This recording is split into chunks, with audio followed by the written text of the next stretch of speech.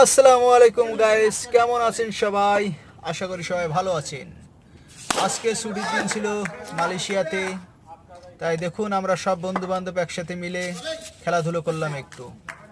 যদিও খেলার কোনো পরিবেশ ছিল না এখানে, তবুও প্রবাস জীবন, কষ্টের জীবন, এর ভিতরে একটি বিনোদন। সামান্য জায়গার ভিতরে, সামান্য অল্প একটু সময়ের ভিতরে আমরা সবাই মিলে খেলাধুলো করলাম, বিনোদন। সবারই ভালোই লাগলো।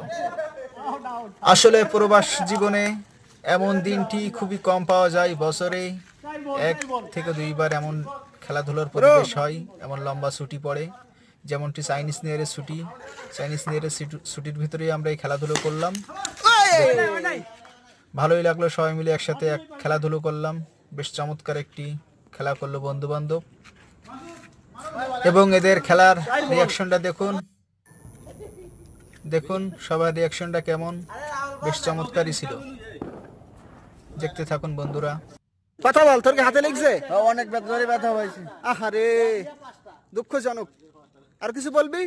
তোর অনুভূতি কি? তুই কি ছয়সার মারবি? তোর অনুভূতি কি? তুই কি অনেক ছয়সার কষ্ট মারবি? পাইছি, ব্যথা পাইছি, আর কি জানি ভুলে গেছি।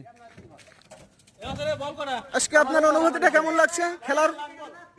খেলার অনুভূতিটা কেমন লাগছে স্যার বলুন। এই আমাদের বাংলার সাকিবুল হাসান।